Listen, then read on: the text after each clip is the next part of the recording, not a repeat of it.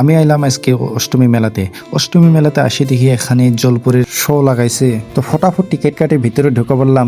ভিতরে ঢুকে দেখি হাসাই তো এখানে জলপুরি বাইরে হয়েছে। প্রথমে তো আমি ভেবেছি জলপুরি নাকি সাগর থেকে তুলে আনছে, কিন্তু তারপরে বুঝলাম না, এটা তো রিয়েল মানুষ।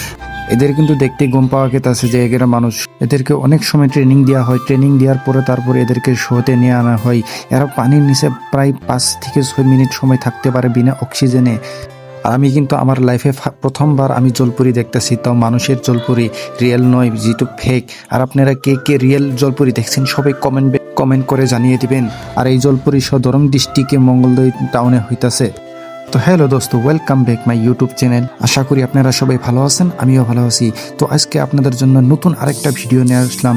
তো আজকে হয়েছে মঙ্গলবার, তো আজকে আমি বের হয়েছি টাউনের দিকে। আমার বন্ধু নাকি ওষুধ নিয়ে আসবে, তার জন্য আমার বন্ধুর লগে বের হলাম টাউনের দিকে। তো টাউনের দিকে যাওয়ার সময় রাস্তায় দেখি এখানে ইলেকশনের প্রচার করা আরম্ভ করে দিচ্ছে, তাও পেলপেলি দিয়ে। বর্তমান যেহেতু ইলেকশনের সময় এসে গেছে, তার জন্য রাস্তায় এইগুলো দেখা স্বাভাবিক। টাউনে যাওয়ার দিকে দেখতে পাচ্ছেন বন্ধুরা এখানে রাস্তাঘাটের অবস্থা।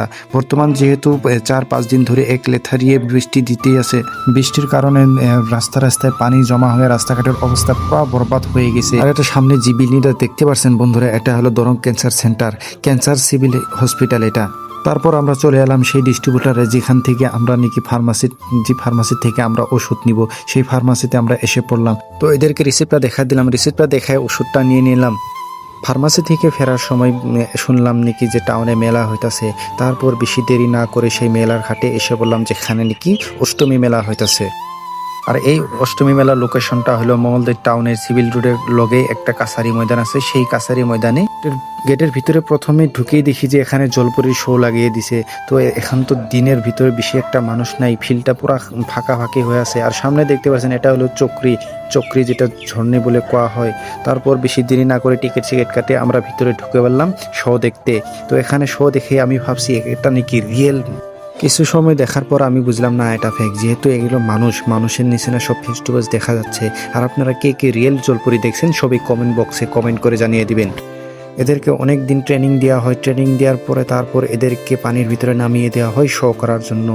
এরা প্রায় পানির ভিতরে 5 থেকে 6 মিনিট বিনা অক্সিজেনে থাকতে পারে, কিন্তু নর্মাল মানুষ এরকম থাকতে পারে না ট্রেনিং দেওয়া ছাড়া। এরা ট্রেনিং দেওয়ার পর পুরো শিক্ষিত হয়ে গেছে, তারপর এদেরকে পানির ভিতরে নামিয়ে। তারপর বাইরের কিছু দৃশ্য দেখেন, এখানে উঠলে কিন্তু অনেক মজা লাগে, যেহেতু এটা রাউন্ড ঘুরে, কিছু মানুষের মাথা সাথা পাক ঘুরে যায়। আর এটা হলো ছোট বাচ্চাদের। তারপর চলে এলাম রেলগাড়ি দেখতে, এটা হলো ড্রাগন রেলগাড়ি।